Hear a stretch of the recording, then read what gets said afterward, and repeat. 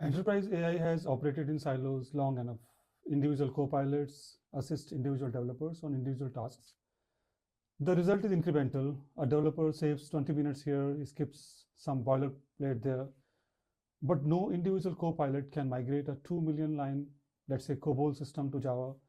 No autocomplete widget can coordinate a 15 service architectural decomposition across 3 teams. No chat window can hold a 20 round multi-week initiative in working memory. Tracking dependencies, enforcing contracts, self-correcting when round 12 breaks what round 5 built. These are hard problems to solve. The productivity gains from individual AI are real. Let's acknowledge that. But they are linear. They don't compound. They don't scale to the problems that actually block enterprises. Large migrations, platform modernizations, cross-team architectural shifts, regulatorily overhaul that touch every service. The reason is structural. Today's AI tools operate in request response loop. You ask it, it answers. It has no memory of what it told your colleague yesterday. It has no awareness that the same architectural pattern were discussed and rejected in a separate conversation. It cannot decompose a complex initiative across people, across time, across systems. What if the AI was not an assistant? What if it was an orchestrator? One that could hold an entire engineering initiative in its working memory, decompose it into governed phases, assign work to both humans and agents, self-correct when things go wrong, and deliver end-to-end with production-grade reliability. That is SASVA 4.0. It introduces a new way of working in the age of AI. Teams, agents, systems collaborate together within governed boundaries to solve complex enterprise problems at a quality bar that neither could reach alone. The platform owns every dimension of enterprise delivery: assessment, product management, planning, business analysis, code, test, deployment, service, and support. No stage operates in isolation. Every stage shares context, memory, and collaboration history with every other stage. When your team moves from planning to code, the context moves with them. When agents execute a test cycle, they carry forward every decision made during design. Nothing gets lost. Nothing starts from zero. Recurring engineering patterns, feature development, bug investigation, migration, documentation are captured as codified workflows that nest and compose. A full release might contain 3 feature workflows: a migration and a documentation workflow, each a self-contained unit within the larger orchestration. Natural language initiates everything. Multiple tasks run simultaneously. It deploys whatever your enterprise operates: cloud, on-prem, hybrid. It supports a wide range of language models. It connects your enterprise systems together for complete unified context. No vendor lock-in on infrastructure, no lock-in on models, your architecture, your rules. And the science behind it is what separates AI that generates code from AI that delivers software. Let's first discuss the brain. Every agentic system needs a control center. SASVA 4.0 introduces the brain, a visual, shareable, living representation of entire agentic workflow. What the brain shows: the brain is not a config file. It is a multi-dimensional design surface where architects and leads peer into every facet of the system. The model powering it, the inputs feeding it, the memory shaping it, the enterprise systems connected to it, the resources available to it, the context grounding it. Architects edit any attribute in real time. They share the brain with others who fork it, extend it, and build on top of it. When a brain executes, it does not run on raw inference alone. Every step is shaped by design time AI. Domain experts encode deterministic guardrails, validation logic, and behavioral constraints into the base brain. The agentic layer generates, the design time layer disciplines. This is what closes the last mile. Most agentic systems produce impressive first drafts and leave the final stretch to human cleanup. SASVA 4.0 wraps every workflow in a guarded execution path. quality gates at each phase boundary: delivery validation, step detection, completeness checks, functional equivalence, auto-correction loops, build, parse errors, fix, rebuild, repeat, and circuit breakers that surface to humans when a loop produces no improvement. AI does not just start the work, it finishes the work. This is how the same brain can be tuned for code generation in one context and regulatory compliance in another, without sacrificing predictability in either. The brain does not start from zero. It carries a multidimensional memory system that compounds over time. Session memory, what the AI learned from the code base in this session. Correction memory, patterns the humans corrected, don't use this library, we prefer approach X, and so on. Team memory, conventions and preferences shared across team members. Project memory, architecture decisions, dependency constraints, tech preferences that persist across tasks, and so on. If you corrected a pattern in phase 2, phase 5 receives the correction as context. If your team always rejects a certain approach, the system learns to not propose it. The longer you use it, the sharper it gets. The platform learns how your team works. The brain restores design authority to the people who should hold it, the architects and leads who plan the system before agents execute it. It makes the invisible visible. It makes the ungoverned governed. Before any code is written, the system plans. This is not a cosmetic step. It is the architectural decision that makes everything else possible. The planning agent explores the code base with the same tools a human developer would use. Reads key files, searches patterns, analyzes dependencies, consults product documentation and videos, etc. The plan is a structured document. It has phases, deliverables, dependencies, verification criteria, resource assignment. The plan becomes a contract: reviewable, editable, shareable, executable. The plan is presented before execution begins. This is the highest leverage intervention point.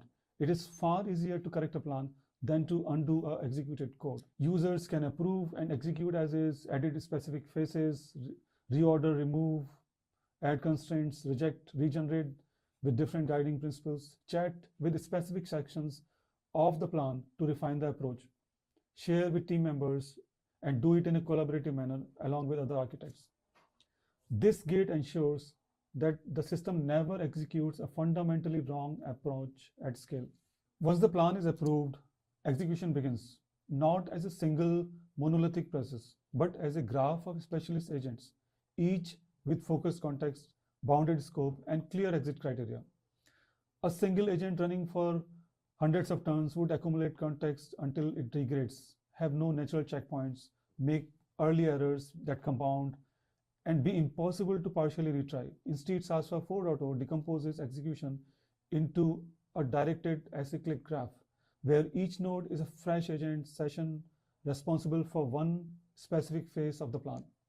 Each specialist receives only what it needs: its plan selection, the artifacts produced by upstream phases, and the current workspace state.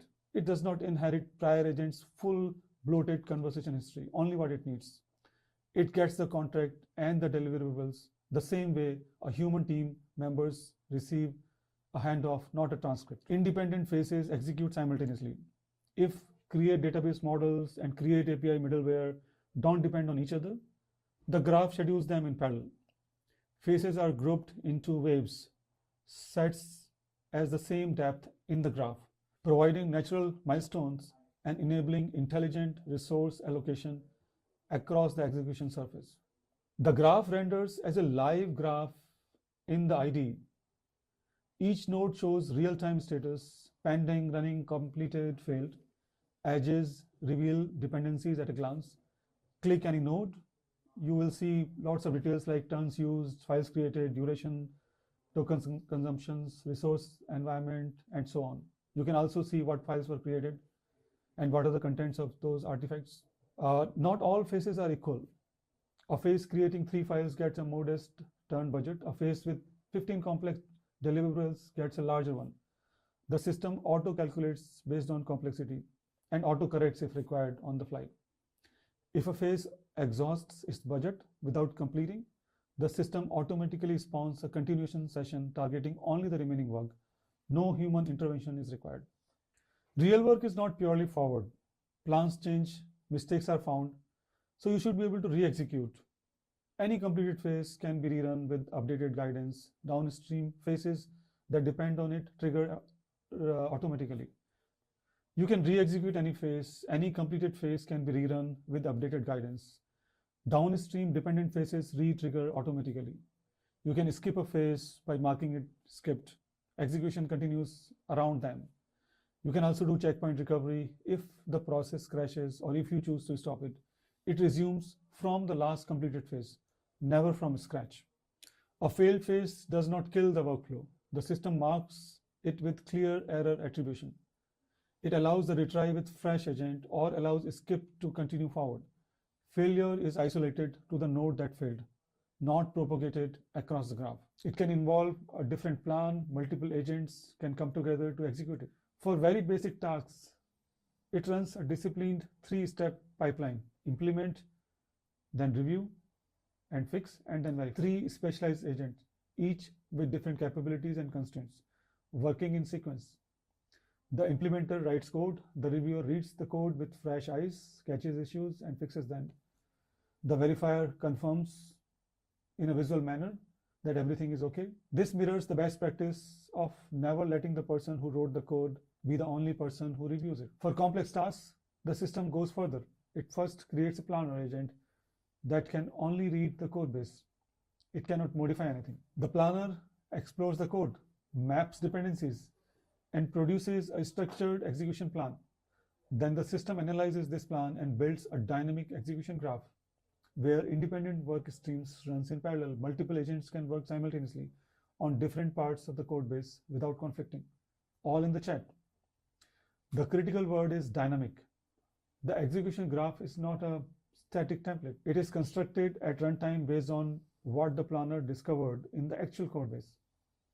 If the planner identifies 3 independent modules that need changes, 3 implementation agents work in parallel. If it finds a dependency chain, they execute sequentially. The execution structure adapts to the problem structure. And you can watch all of this happen in real time. The chat shows a live orchestration view. Each agent node, its current status, what it is working on, which files it is touching. You see the plan expand dynamically as the system discovers the structure of the work. This is not a black box. At every step, you can see what the AI decided, why it decided, and what it is doing right now.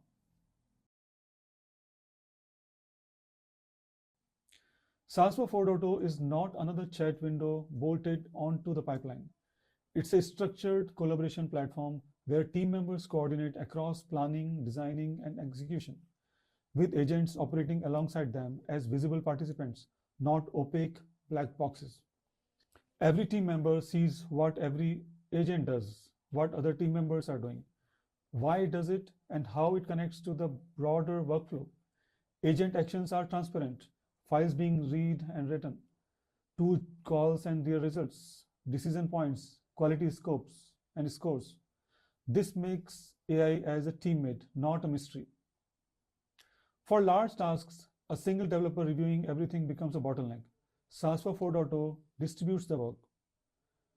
Phase assignment, database phases, backend lead, UI components, front-end developer. Infrastructure can be assigned to some DevOps engineers.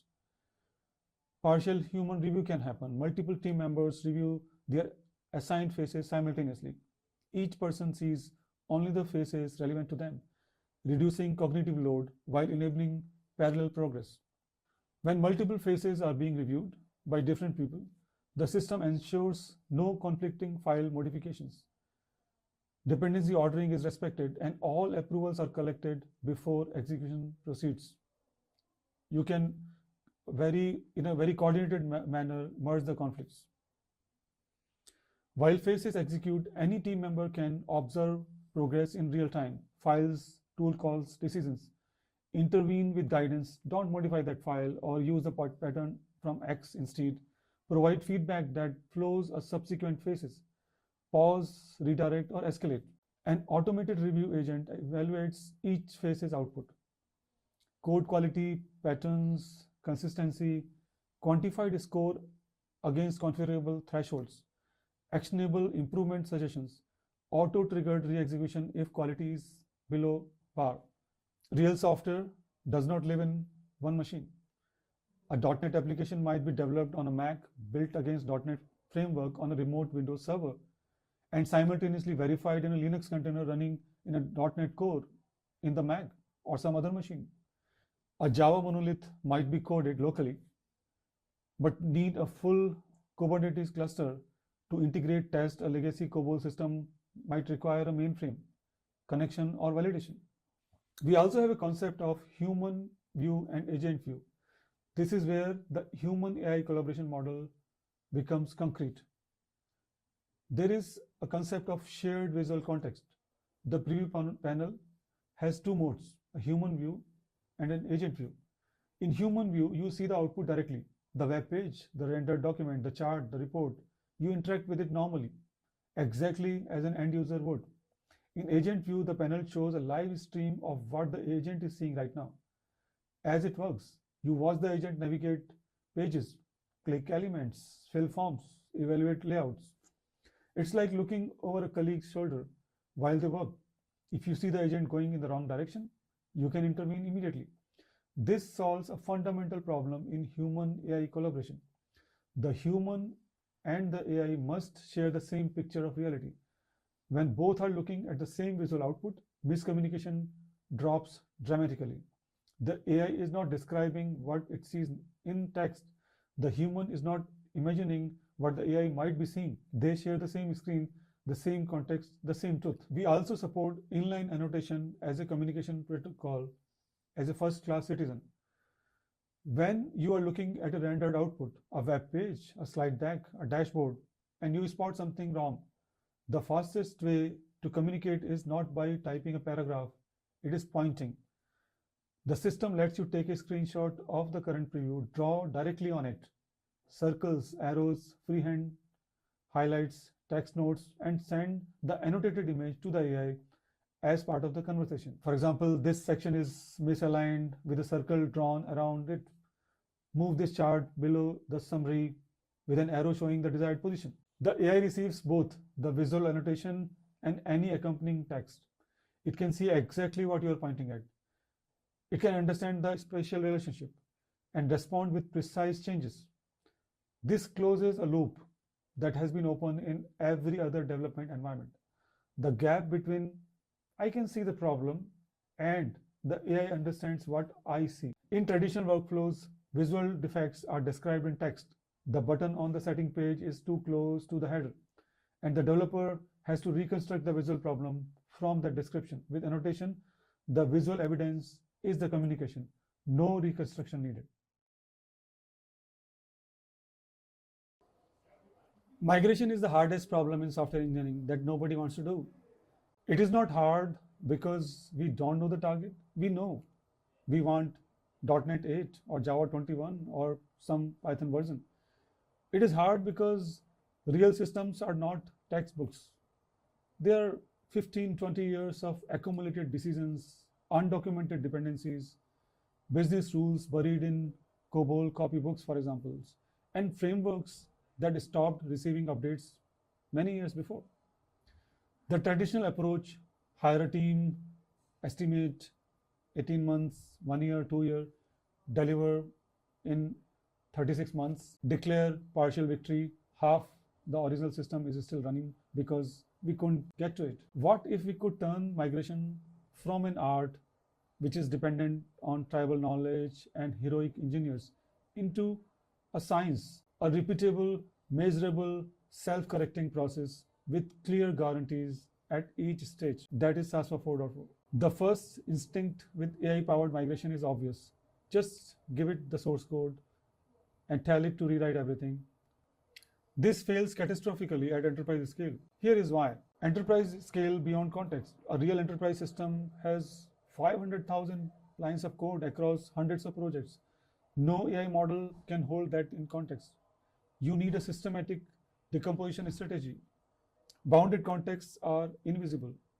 Enterprise monoliths don't have clean module dependencies. A 15-year-old system has service boundaries that exist only in tribal knowledge. There are hidden dependencies. The dependency graph in a real system is an iceberg. The code shows explicit imports. But what about shared database tables, message queue subscriptions, configurations files read by multiple services, scheduled jobs, and so on? Semantic drift. Without a rigorous verification, AI-generated code looks correct, but changes business logic. Technology that compounds. The original system was not built with migration in mind. It uses deprecated APIs, proprietary extensions, organizational amnesia. The engineers who built the system left years ago. The documentation is outdated or non-existent. Business rules are encoded in code comments written many years before. The only source of truth is running system itself, and even that has undiscovered bugs that have become features users depend on.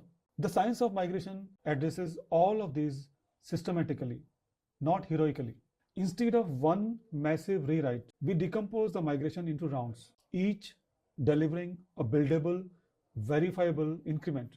The process begins with deep automated exploration of the source system, not just file listing, it's a deep understanding. Dependency graphs, complexity hotspots, migration risks, all of these inputs produce a very, very detailed migration strategy, a document that sequences 20 to 30 rounds typically for migration, each targeting specific components ordered by dependency, so each round builds on the last without breaking forward compatibility. Each round gets its own execution plan, broken into phases. There are mechanical phases, for example, files that can be transformed algorithmically, namespace renames, import rewrites, configuration format changes. AI rewrite phases, business logic that requires understanding of source semantics, or verification phases, automated checks that the round's output is correct. This is not just rewrite these 10 files. Each phase has explicit deliverables file by file with expected output. The AI knows exactly what is responsible for producing. The execution engine understands dependencies between phases. It builds a graph. Phases that depend on each other execute sequentially. Independent phases can execute in parallel. But the real innovation is how we handle cross-round dependencies. When the strategy assigns component A to round 3 and component B to round 5, but B depends on A, the planner ensures the round 3 produces stable interfaces that round 5 can code against.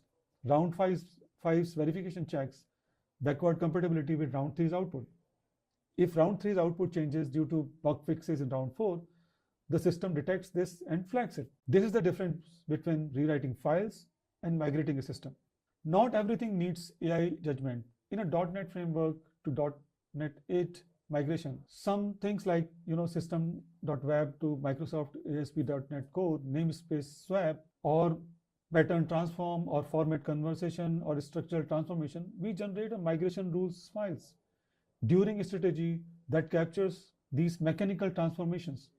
The execution engine applies them automatically before the AI agent even starts, reducing the AI workload to the genuinely complex decisions. Rules are classified per file.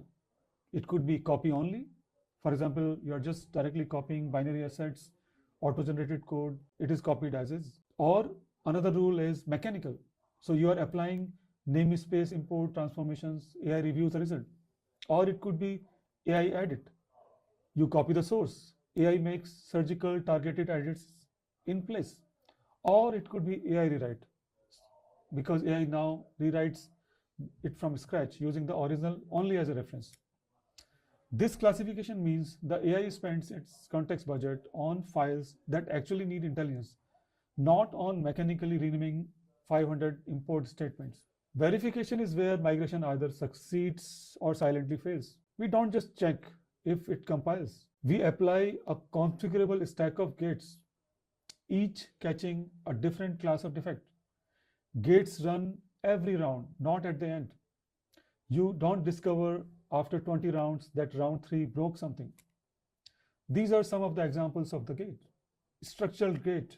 Every planned deliverables exist. No stubs, no placeholders. If delivery falls short, continuation sessions fill the gap automatically within that round. Build gate. The migrated code must compile. The system executes the build in an isolated environment with the correct tool chain, feeds errors back to the AI for iterative fix cycles, and produces buildable output every round.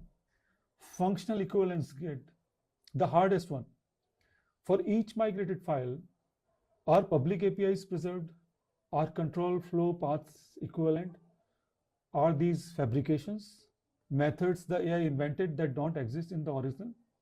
This catches semantic drift before it reaches production. UI visual gate for applications with user interfaces. Baseline screenshots compared against migrated screenshots. Layout preserved, navigation intact. This catches the class of bug where code compiles and test passes, but the application renders incorrectly. Similarly, test execution gates, external review gate, non-functional requirement gates. Migration does not happen in isolation. The original system has consumers, other services that call its APIs, databases it shares, message queues it publishes to. Without systematic tracking, a successful round 5 can silently break everything that depends on it. So the verification phase confirms and performs reverse reference discovery. For each migrated component, the system searches the original source tree for files that references it but were not migrated yet. These are potential breaking changes captured in a structural report. Categories of breaking changes. It could be interface drift, dependency inversion, configuration orphaning, schema incompatibility, or semantic changes. Breaking changes are not just discovered once. Each round refines the picture. Round 1 establishes the baseline. These 15 external consumers exist. Round 5 updates it. 8 consumers are now migrated. 7 remain at risk. Round 12, 2 remaining consumers. Here are the specific interfaces they depend upon. This progressive narrowing gives engineering leaders a risk trajectory, not a surprise at the end, because migration can run for days. When a breaking change is identified, it can feed back into the migration rule systems. Rule, for example, preserve payment gateway process interface until round 8 consumers are migrated. This rule is injected into all subsequent execution phases, ensuring no round accidentally modifies that interface.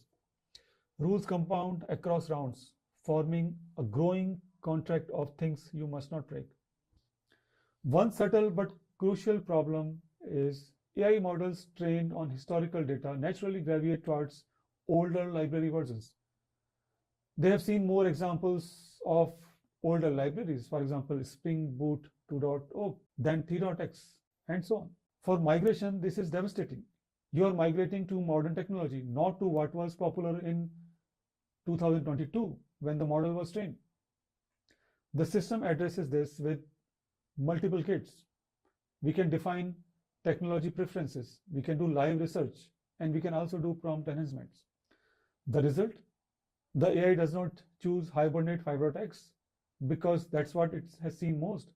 It uses 6.x because the preferences say so, or the research say so. Also, please note, migration is not a single actor problem. It requires many participants working in a concert, humans who hold domain knowledge and make architectural decisions, agents who execute at scale with precision, and systems and resources, the actual infrastructure where code runs, builds, and is validated. The platform unifies all three into a single collaborative surface. A developer works on macOS, that's where the IDE lives, where they review and intervene. Agents execute the migration logic, planning, writing, verifying. But the systems or resources are where truth is established. A remote Windows machine running a .NET framework confirms backward compatibility. A Linux container running .NET Core confirms the forward migration compiles. A staging database validates schema changes. 3 participants, multiple platforms, one governed workflow. The developer does not SSH into machines or manages containers. Agents don't need to know what infrastructure they are targeting. Systems are brought into the workflow as first-class participants, assigned to specific phases, spun up when needed, torn down when done. The platform orchestrates the handoffs. Agent produces code, system validates it, human reviews the result. This is how you build cross-platform applications with AI, not by hoping one environment is close enough, by actually proving correctness against every target system as part of the governed workflow. The build git does not say it probably compiles. It says it compiles on Windows, on Linux, and on the infrastructure your customers run. Also, please note production migrations can't fail silently on corrupt state. Crash recovery: if a migration process dies mid-execution, machine sleep, network drop, out of memory kill, the system detects it, cleans up any orphaned resource, and resumes from the last completed phase. No duplicate execution, no corrupted state. Round level snapshots: each completed round produces a git snapshot. It's an internal git. If round 7 introduces regressions, you can revert to round 6 and re-execute with adjusted parameters. This gives migration the same undo capability that developers expect from version control. Now let's discuss about migration dashboard. A 20-round migration that takes days to execute is useless without visibility. The system produces a real-time migration dashboard, not a log viewer. It's a mission control center. A single screen shows every round of the migration: status, delivery percentage, continuation badges, and an execution Gantt chart showing which phases ran, when, and where human review intervened. Drill into any round to see its phase level execution graph, a visual DAG with nodes colored by status, dependency ages, showing execution ordering, and drill down into any phase detailed metrics. Continuation sessions and warnings are surfaced prominently. Across the entire migration, all rounds, you can see total components, planned versus completed, per components, which round delivered it, delivery percentage, observations, carryover tracking. For example, components planned for round 3, but actually delivered in round 5. Skipped file annotations: 5 planned files deemed unnecessary by agent. Breaking changes reports generated automatically during verification. This report captures files in the original code base that references migrated components but were not migrated yet. Interface contracts that must remain stable across rounds. Configuration keys, environmental variables, the external service endpoints the migrated code depends upon. The database tables shared between migrated and unmigrated components so far. This gives engineering leadership the answer to what breaks if you deploy round 5 without completing round 6 to 10. It also gives verification reports. Each round produces a structured verification report: file inventory, planned versus delivered versus missing, build status, equivalence findings, methods preserved, fabricated, semantic concerns, external review issues, any newly discovered gaps, all queryable, exportable, and visible in the IDE, not buried in the log files. Migration telemetry does not live in isolation. Every migration task emits structured telemetry: rounds completed, tokens consumed, autonomy rate, duration, human intervention points into the organization's centralized dashboard. This means a CTO can look into a single screen and see we have 28 migration tasks running across 3 teams. Average autonomy is 92%. Total token spend is 12 billion. One migration has been running for 5 hours with 58 agent sessions, and so on. The migration dashboard is the per task deep dive. The org dashboard is the portfolio view. We also have self-correction mechanism. The system does not just execute, it self-corrects. For example, we can auto-continue for incomplete phases if a phase runs out of context before completing its deliverables. The system automatically spawns a continuation session targeting only the remaining work. No human intervention is needed. But critically, if the AI deliberately completed without creating certain files because it determined they were not necessary, the system respects that decisions and does not force unnecessary continuation. It distinguishes ran out of time versus made a deliberate choice. We can also do round and reconciliation. After all execution phase is complete, but before verification, the system checks overall delivery. If files are missing, but the round is not catastrophic, it spawns a targeted reconciliation session to fill the gaps.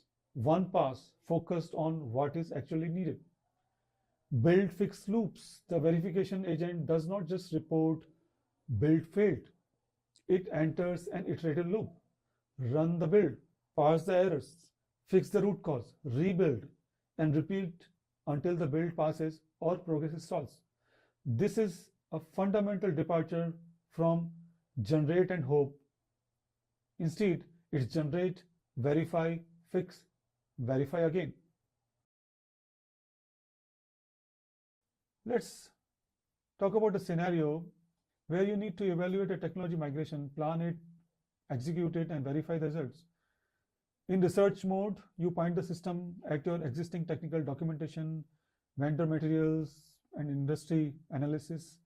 The AI builds a searchable index, runs parallel research agents across the corpus and the web, and produces a comprehensive migration analysis report, risks, benefits, breaking changes, effort estimates.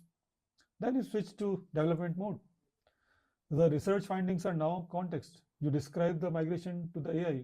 It classifies the tasks as complex, creates a planner with read-only codebase access, produces a phased execution plan, and presents it for your review. And then you approve and execute. The system builds a dynamic execution graph.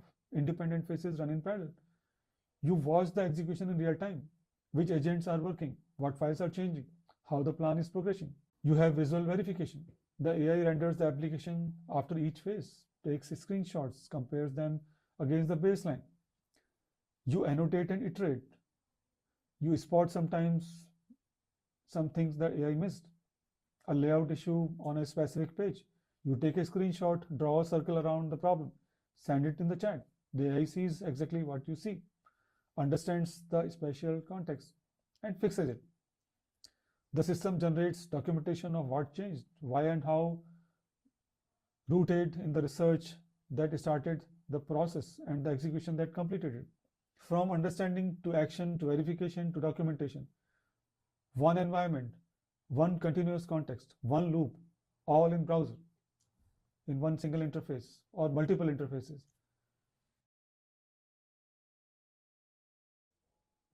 The execution is independent.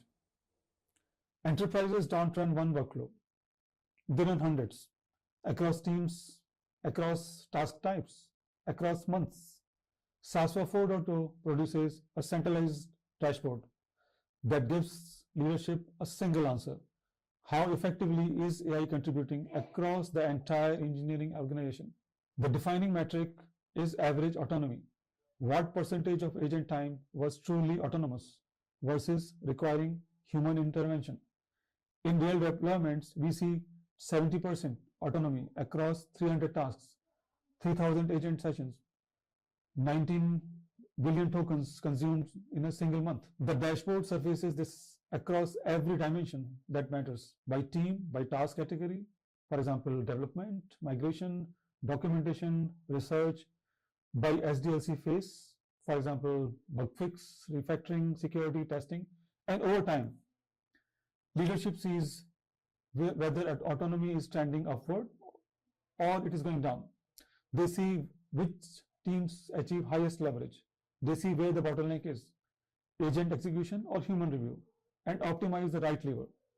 Every agent session emits structured telemetry, timing, phase transitions, tool uses, human intervention points, and outcome metrics. This flows from individual ID or other interface sessions through an aggregation layer into the dashboard consistently across all SASVA themes. because the underlying orchestration model is the same regardless of whether the task is feature, development, migration, or research.